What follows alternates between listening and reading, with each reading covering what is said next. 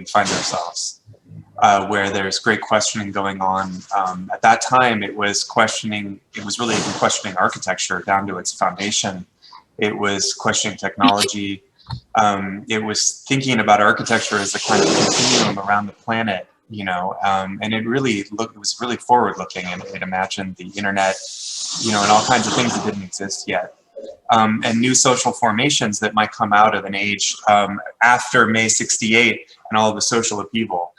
And I think it's smart of you guys to pick up on that, because it seems like, you know, again, we're kind of in a similar age, and I think I guess I'm just really interested in the way that you're kind of also dealing with the ground and not just the sky.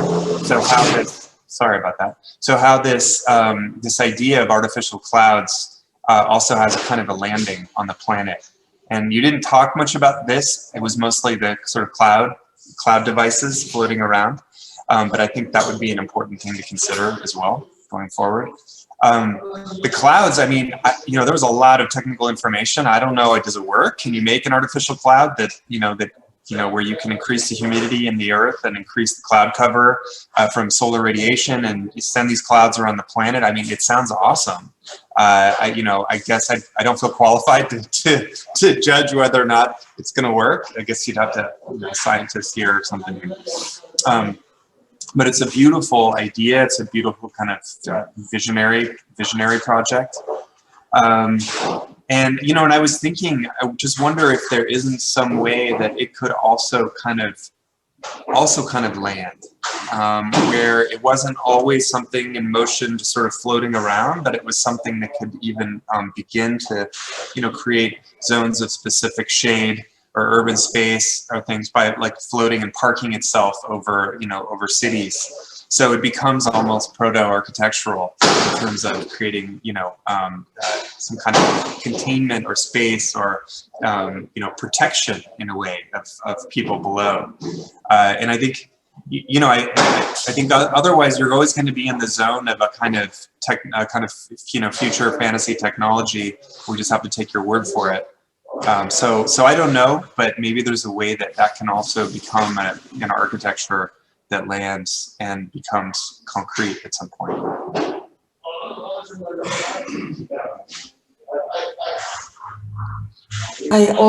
Actually, it's a very beautiful study. I agree. It's not for, let's say, for me to judge how much of it is science that can do this stuff that it wants, but nevertheless, there is a certain degree of, let's say, material analysis and formation, configurational analysis that talks about, ways in which densities around water can be spatialized. And for that, to me, there is a lot of architecture that is being proposed. Now,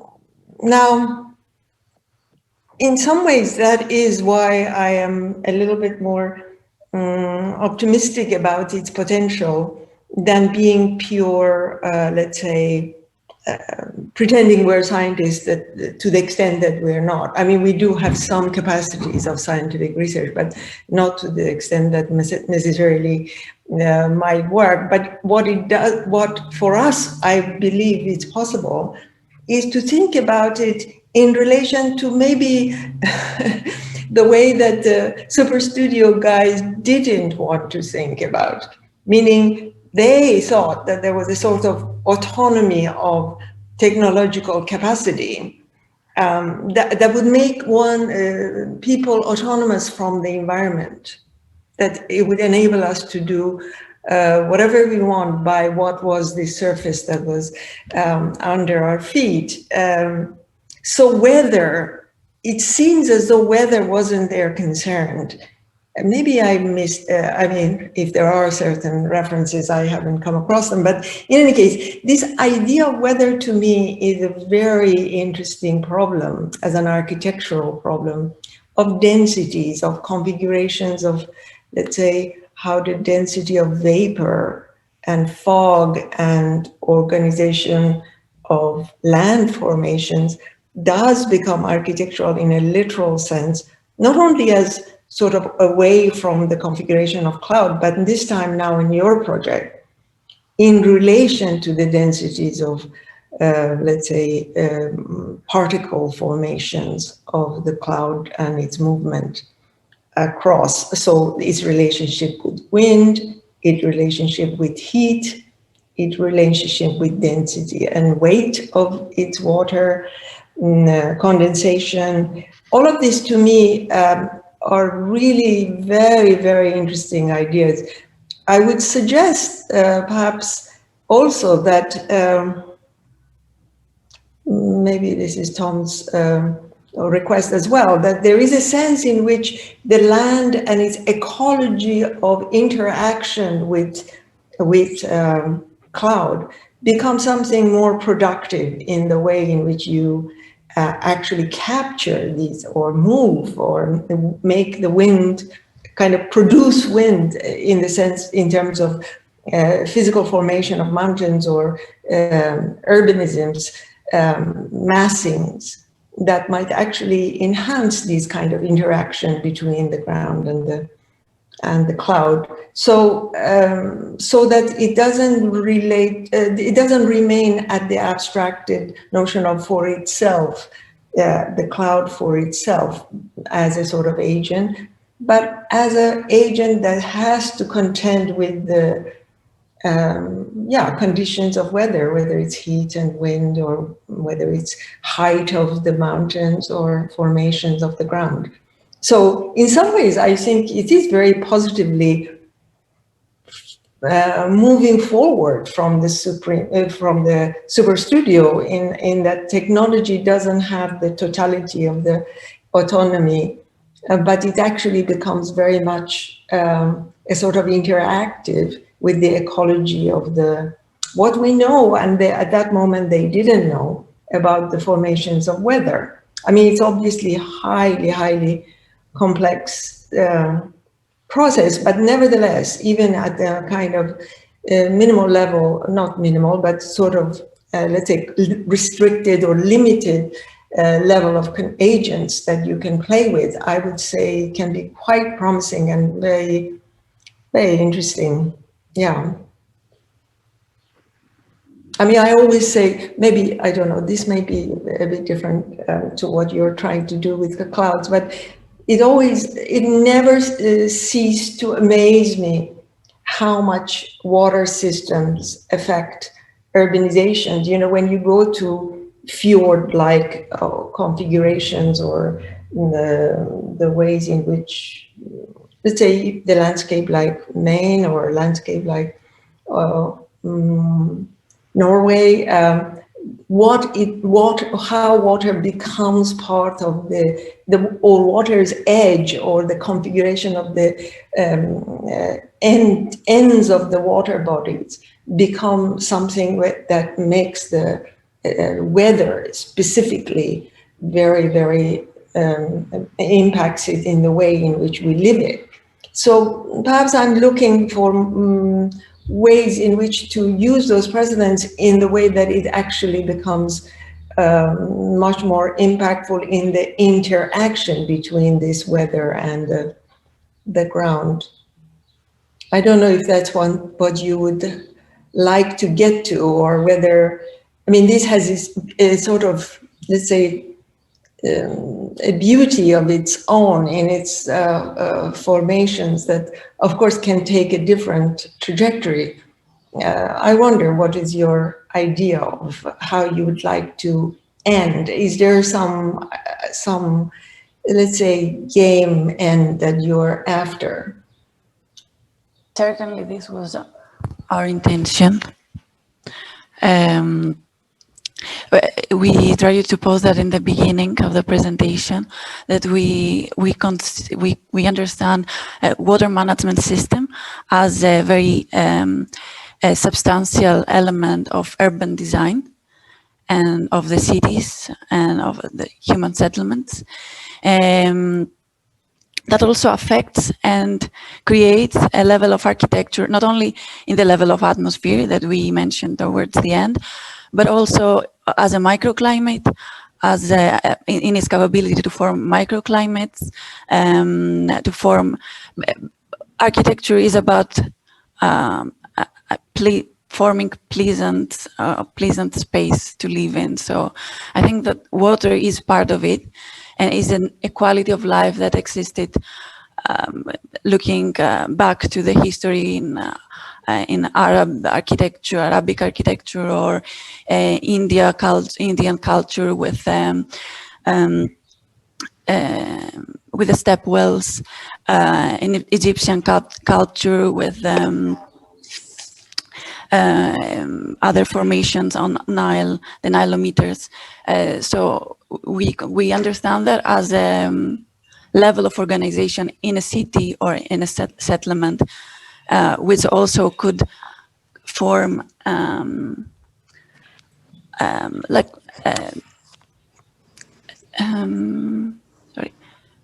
collective spaces, like spaces to interact in the city. I think just to Homa's point and to Tom's, I mean, the issues about how this, let's call it kind of airborne infrastructure, in some sense has to land in some ways for it to have a kind of meaningful, for it to operate as an infrastructure that is as important as the kind of capturing and harvesting aspect. And part of the premise of some of those digital simulations was to use this kind of weighted physics in some of the simulations to show as these kind of elements were capturing this, that they would actually be falling to the ground. It's almost like a kind of rain room, but or a blur building, but without the plumbing in some sense, to somehow try to think about what this kind of smart dust strategy could be as a form of kind of water harvesting. And to the degree that it was mobile, or to the degree that it was really just about water extraction, this is where the simulations arrive to a certain degree at this stage. The relationship to SuperStudio, I think, is an interesting one, because the ground wasn't designed, but the grid is a kind of notional interface between that. And I think that that's the way that these things fall, the way that they develop kind of maybe more polycentric or seated kind of relationships to urban areas, or to actually areas that actually have no particular settlement and have more nomadic kind of ideas of basically wandering. The notion of this as being a mobile infrastructure was one of the things that we were trying to embrace from the elemental. So for each of the teams, that elemental thing was our take on technology. That if there is a kind of return, and I think Homa's response is the one that we would share, is that, you know, SuperStudio had a certain kind of assumption, and our assumption actually is motivated by the complete opposite of it. So this kind of return to even some of these kind of vernacular architectures that were in some sense having a much more symbiotic relationship to the things is something that we've been trying to look at and to study and to kind of open up and expand. I think a lot of the research that we've been developing in kind of agent-based systems.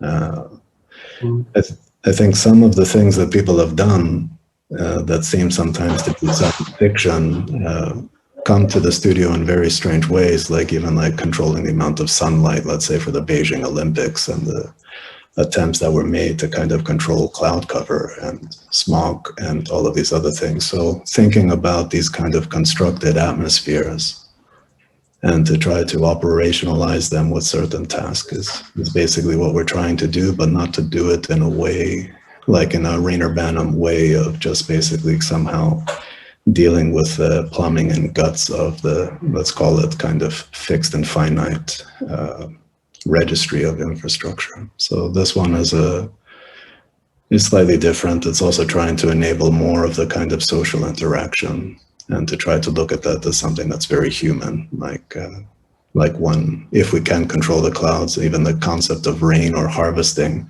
even in some of these very primitive water extraction elements that are out in the world, you see that there is a social scenario and a lot of things that are around the culture of these kind of activities, and somehow we want to bring that in some meaningful way, but without sort of projecting too much about what that response would be, because in some sense the projects are prototypical as a system, and in some sense would have some context awareness by where they would find themselves in these kind of drift kind of cloudscapes.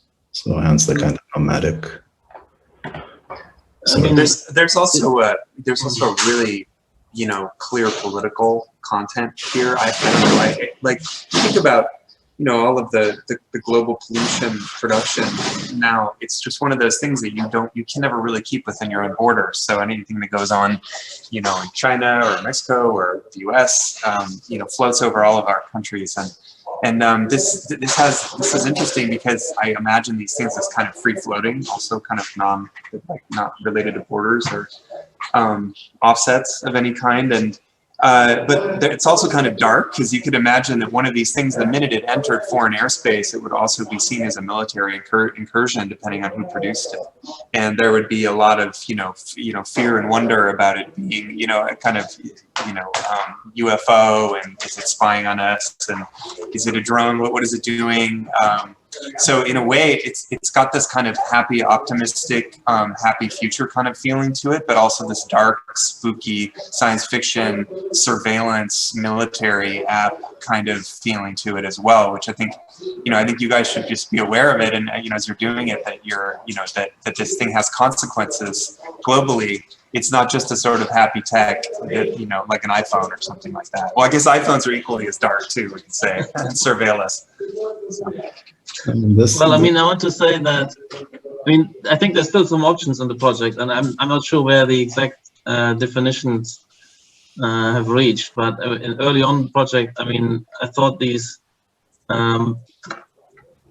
fibers, bundles of fibers, I mean, they're beautiful pieces. You talked about agents, they receive the water, then they kind of make these beautiful forms downward, and it rains down.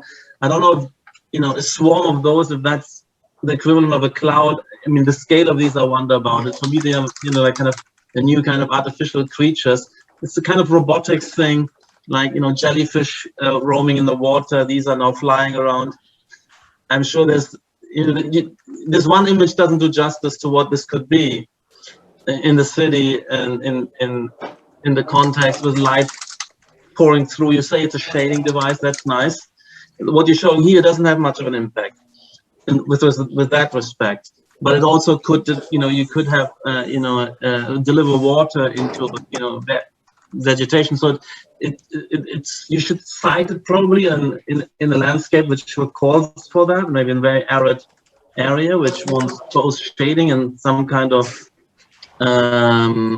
watering of zones. You talk about microclimates, and yeah, maybe it's Marrakesh, that urban square, which at the moment only starts, you know, after dark, and maybe just can start during the day. I don't know, but I think it's very beautiful. And so, but I was wondering in terms of the, you know, these agents, whether there's any degree of let's say directiveness. I mean, they have sensors, actuators. Do they have some kind of locomotion using energy, solar, etc.? They glow maybe at night. I mean, there's a lot of that, and then you release them, but or is there some sense of control? And also the scenario would include: is it a municipal project, which means that those clouds stay in the vicinity of what they're created for, or what Tom is saying, or will they kind of end up somewhere else and be, in a sense, a lost investment or just a piece of wonder? So I think that needs to be tightened up, and more visualization to make it more architectural, more urban. And it still has, obviously, it is an engineering project at the same time, a very sophisticated one potentially. So I think I was, you know, I wouldn't just refer to it as clouds. There's more capacity than, you know, than clouds. So it's a good metaphor, but I thought these creatures were, I don't know what scale they are, whether we would actually see them somehow in there, or whether that get lost in a sense of something which looks more like a cloud in the end. I don't know. I didn't grasp it or follow closely enough to understand that fully. Yeah, for me, the idea of the cloud, I see it, but it's true that the control side of it, that somehow was touched at a certain point in the presentation with some simulations, could be something that for me could be further explored in terms of, for instance, where this water comes to the ground, in relation to the ground, what it generates at the ground level. I don't know if maybe there's because sometimes the water comes to the ground, but then the ground is very porous, and then it's not working, no, because the water is coming down, but you cannot collect it, no.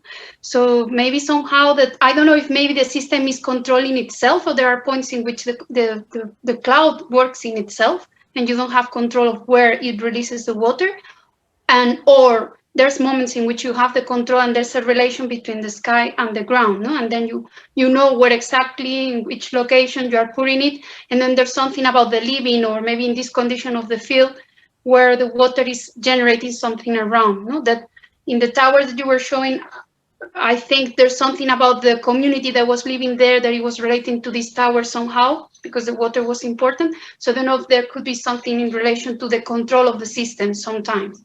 So it could be maybe a potential to investigate more. Well, I mean, I would say, I don't know, maybe you're all very much more optimistic about our scientific capacities than I am. There is a certain dimension of this, which is obviously very productive in terms of imagining the capacity of the cloud as a vehicle to move water, let's say, which is a life necessity over the globe, over the landscape. Beyond that, exactly how you control it, I mean, I would say, I would recognize personally that this is something that needs a lot more scientific knowledge than architecture studies enable us to do. No matter that I recognize your digital formulations can actually become much more, or formations can represent, let's say, similar to that. But for it to become it is something a little bit, I wonder if that is our job, and I wonder if you are not better equipped to study, for example, I mean, you know, or we know as a discipline, much more about the way in which water and weather and land interface. For example, whether it's rivers or fogs or heat formations, etc., that might impact the diversities of ways in which this kind of requirement of water as an agent of life becomes, impacts the formations of living, urbanism, you called it. So in some ways, I would say, perhaps leaving it to cloud as a weather hovering above is shorting your project in respect of the ways in which very different formations of life are enabled by the ways in which cloud interacts with different degrees of heat, or, you know, we talked about that. So that, in fact, there is no such thing as ideal weather. There isn't. And there is all these potentials for extreme conditions, which also have very interesting consequences, whether desert or mountainous or, you know, extreme high kind of waterfalls or very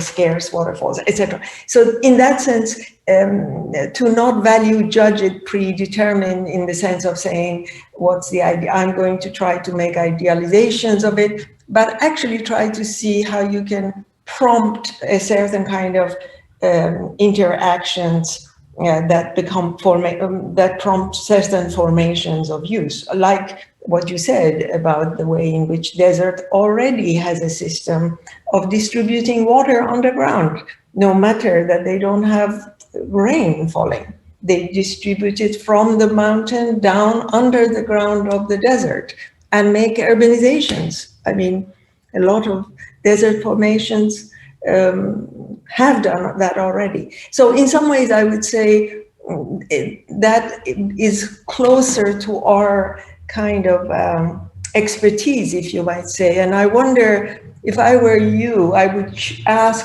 what these kind of formations do in terms of, for example, the way in which you let humidity and water move through solidity, and in what way grounds or elevations or heat or whatever become agents of morphological formations. That would be my personal thing. I don't know if you agree with it. I mean, I would say one thing. Sorry, Tyler, go for it.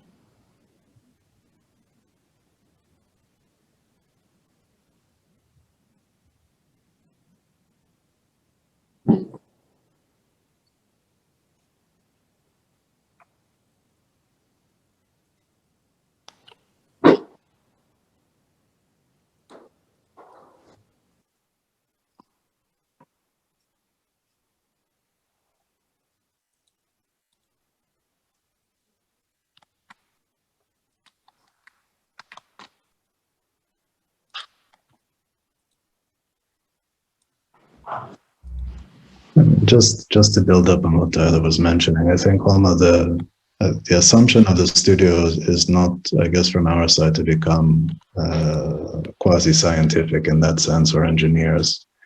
On the other hand, is to somehow, I think, be very mindful of phenomenon, and also to look at certain forms of technology that we're really kind of embracing.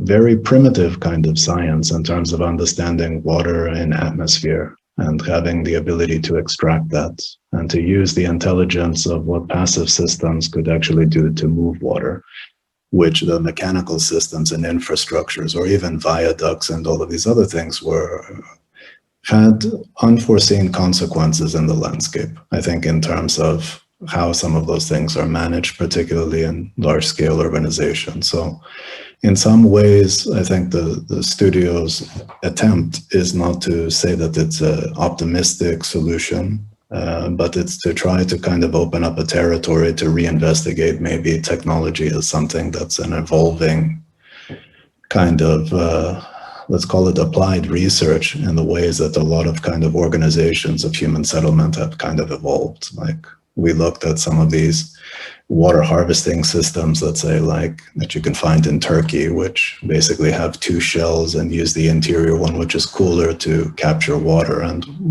we've tried to do a lot of research to see how some of these older vernacular architectures performed. And we moved into textiles because they were much more extractive, and this one particular prototype, highly demonstratable.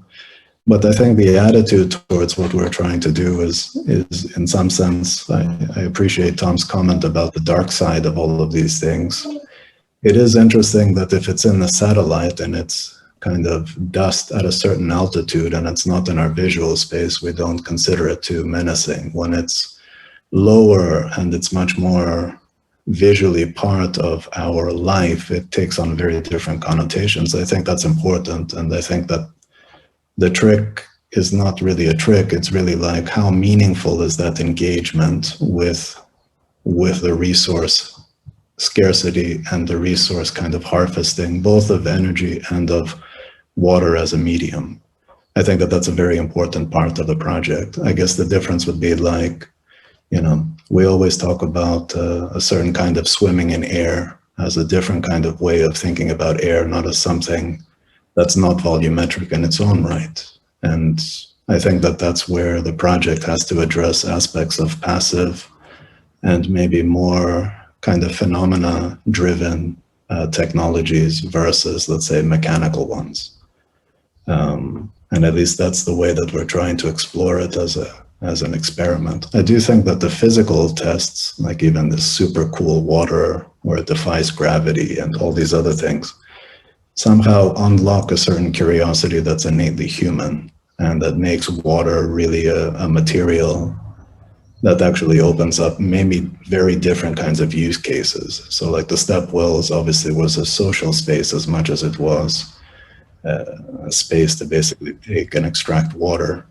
What these new spaces would be, and if they're urban or if they're more remote in settlement, I think these are very important questions for them to answer. I just mention it because it's not that we're trying to make a high-tech solution. Actually, we're trying to make a very phenomenon-driven way of kind of exploring the problem.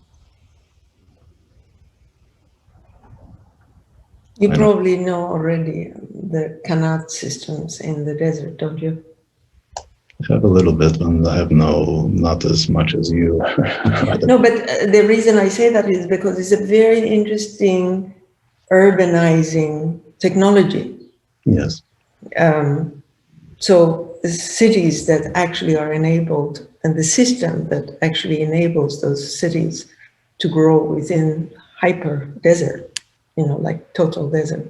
But anyway, the reason I say that is because of this very image in 3D is letting us see a certain kind of configuration of new edges in 3D that you're creating. So as if you could actually make a very different kind of performative of sort of, can I call it rivers or not? Like a certain penetration of fog within the mass that can become a very different formation of urbanization. So there's a certain sense that this can move from what is hovering to what becomes a sort of description of new rivers of air movement in the physical space, just like Qanats were water rivers that were hidden in the ground.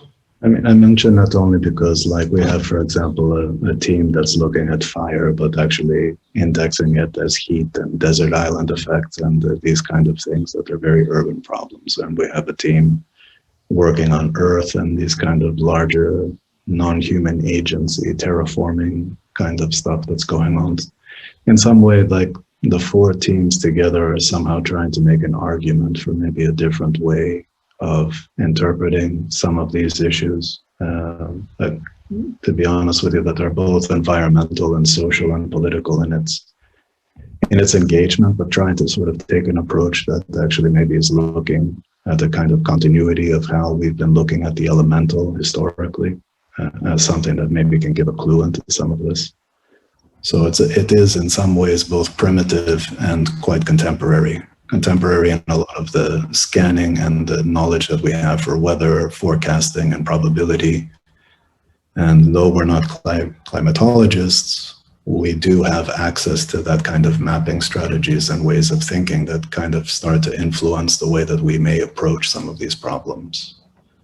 And it's a kind of very open question at this stage. So I'm not sure that we have answers about what's appropriate, what's not appropriate, but it's trying to kind of work on it productively to see what possibilities we can kind of deal with.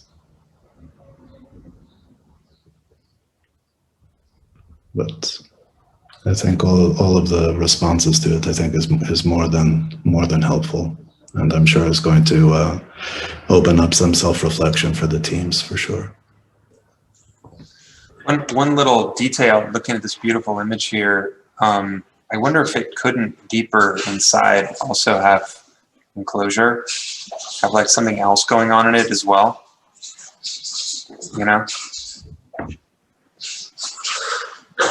So I don't know what would go on in there or whatever, but I just am wondering how it could eventually have an architectural feature, some kind of, you know what I mean, some kind of interiority, I guess.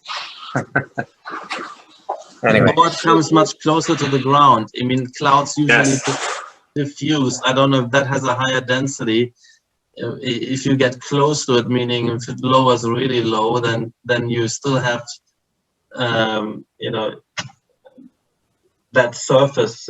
So if that's the case, then it would be interesting to investigate, as was mentioned before, if that interfaces with the ground surface, and there's some kind of, I mean, you said it's totally passive, but even if there is some kind of correlative mechanism, that could be quite interesting. Yeah, Patrick, I didn't mention that it was totally passive. Oh, okay. It was trying to utilize the energy of Right. And there's still some, yeah. No, not you, but I mean, this is one of the student strategies. No, I understand. I mention it mostly in terms of where it's trying to go. It's trying, not like in the history of the studio where everything was kind of very active. Right. Relatively speaking, yeah. Yeah, just relatively to our internal discussions of the studio.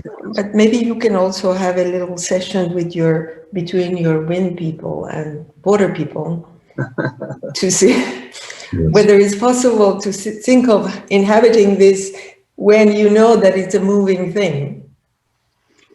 Yes, I think that it makes a lot of sense. I think that there's a lot of experimentation that we have to do to kind of push it beyond representation and to try to move that.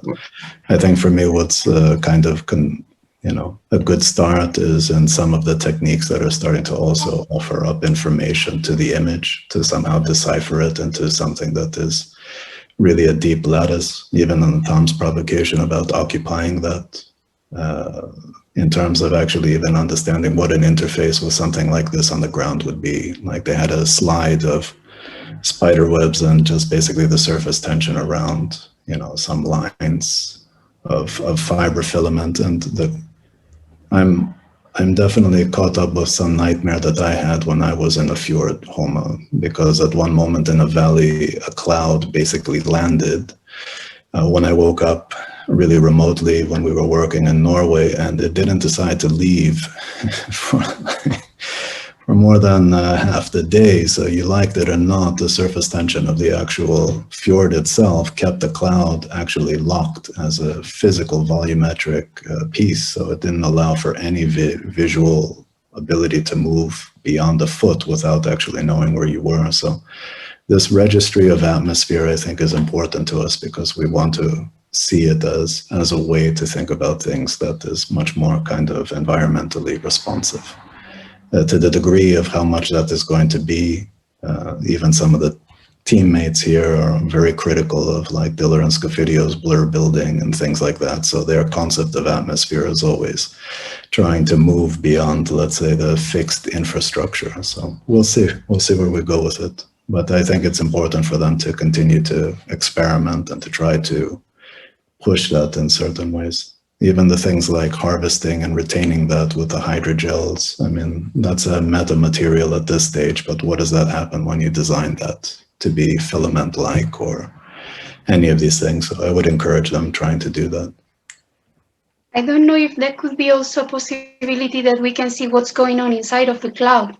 Like, I don't know if maybe there could be a kind of camera, or I don't know, that maybe if you're at the ground, you can see this kind of architecture generated by this cloud in the interior, no? And then it could be something that you can engage with, or it could give you information about the environment or the weather. Maybe that could be the architecture instead of seeing it from something that generates architecture in itself.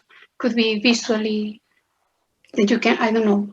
It's a suggestion, I don't know. No, I think it's interesting. We came across a very strange research where people are trying to pump refractive dust in the atmosphere as a way of kind of dealing with some of the climate heat issues. So they're seriously taking consideration of looking at particulate matter that is reflective and pushing it into certain parts of the stratosphere to be able to deal with some of the climate impacts that we're having. So the context of some of these things, almost in a planetary architecture way, I think are open speculation. So even the issues of territory and, the discussions about what some of these things are, we are in a situation that potentially these questions are interesting to not only engage hypothetically, but actually provoke maybe a different kind of way of thinking about what these kind of strategies could be. The same way like in the Arctic and others where we have things that are not necessarily tied to nation and territory. Anyway, that's where we're at this stage. So we'll leave it there with this team. And I think we just want to kind of extend our thank you to you, Homa, Nuria, Tom, for the conversation, because I think it's really meaningful for the students and for us to get basically feedback at this stage, especially at an early design research kind of agenda, where a lot of us are somehow also questioning our own methodologies and trying to kind of open up new terrains with some of this.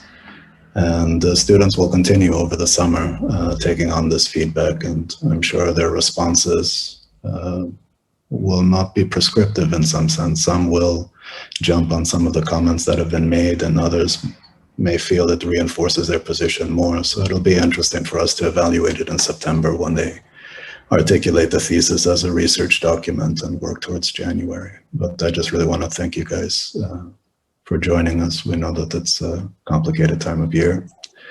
And I want to thank also the students, because it's unprecedented times, but probably even more so for students who are working together, developing a shared research remotely, and also dealing with us in a way where we haven't met, but also engage in these kind of conversations through some of these platforms. So just want to congratulate the students who presented today, and we got another full day tomorrow. So I don't know if there's any closing comments or anything, but I just wanted to thank everybody. Looked great. Thanks for having me. I'll be back tomorrow too. So Great. we'll just continue. Good to see you guys. Thanks for the critics. Thanks, Tom. Yes. Thanks. Nice to see you, My Patrick. pleasure. Nora, yeah, very good to see you. Thank you Sorry I very was late. much. Thank you. Thank you, everyone. Thank you very Right. much. See you tomorrow. Tom. Bye. See you. Take care. Yeah, take care. Bye, home. Bye, Nuria. Bye. Andrea. Bye. Okay, guys. 录制已停止。